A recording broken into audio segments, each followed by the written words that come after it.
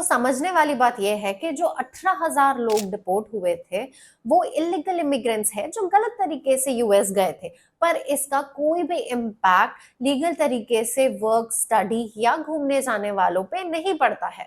चलिए अब कुछ नंबर्स पे नजर डालते हैं। 2015 से H1B वीजा कैटेगरी के 70% जॉब इंडियंस को मिलते आ रहे हैं। इसी वजह से कुछ लोगों को लगता है कि इंडियंस उनकी जॉब ले रहे हैं और नंबर्स से यही लगता है। रुकिए, और भी डेटा है। अमेरिकन स्टूडेंट स्टेम प्रोग्राम में कम इंटरेस्ट लेते हैं और कुछ मैथ से डरते भी हैं। इसीलिए अमेरिकन स्कूल स्टेम प्रोग्राम्स को ज्यादा बढ़ावा देने की कोशिश कर रहे हैं। पर आप कहेंगे कि ये इंडियन इमिग्रेंट से कैसे जुड़ा है? यूएस को हर साल 4 लाख इंजीनियर्स की जरूरत पड़ती है अपनी इंडस्ट्री चलाने के लिए, और इसमें से यूएस सिर्फ 70,000 प्रोड्यूस कर पाता है, जो कि उनकी रिक्वायरमेंट के सिर्फ 17.5% है। और बाकी के लोग इंडिया, चाइना और दूसरे देशों से H1B के थ्रू आते हैं। 2030 तक यूएसए में स्टेम प्रोफेशनल्स की रिक्वायरमेंट 14% तक बढ़ने वाली है, और यूएस इतना परसेंट प्रोड्यूस नहीं कर पाता है ना बड़ा नंबर? एग्जैक्टली और सुनो, अमेरिकन ग्रेजुएट्स में से सिर्फ 28% ग्रेजुएट्स ही स्टेम फील्ड में काम करते हैं, और बाकी का नंबर कौन भरता है? ऑफ कोर्स H1B वीजास, जो मोस्टली इंडियंस है। पर आप बोलोगे कि इंडियंस ही क्यों, बाकी सारे देश भी तो कंट्रीब्यूट करते हैं। इंडियंस यूएस की पॉपुलेशन का सिर्फ 1.5% हिस्सा है, पर टोटल टैक्सेस का 6% कंट्रीब्यूट करते हैं।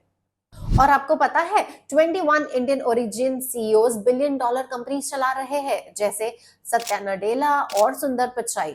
और सुनो, 2021 में यूएस में इंडियंस की मीडियन एनुअल इनकम $1,50,000 थी, जबकि अमेरिकन और बाकी इमिग्रेंट्स की सिर्फ $70,000 थी। 5.1 मिलियन इंडियंस यूएस में रहकर 250 to 300 बिलियन डॉलर्स टैक्सेस देते हैं। यूएस में 5.1 मिलियन इंडियंस है, जिसमें से 250 टू 300 बिलियन डॉलर्स वो टैक्स पे करते हैं।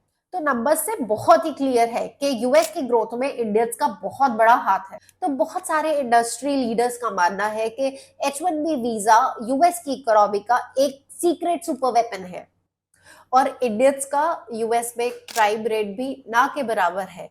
पर फिर भी डोनाल्ड ट्रंप इंडियंस के खिलाफ क्यों है? ये एक फॉल्स इंफॉर्मेशन है जो फैलाई जा रही है, क्योंकि डोनाल्ड ट्रंप खुद बोल रहे हैं कि वो लीगल इमिग्रेशन के साथ है।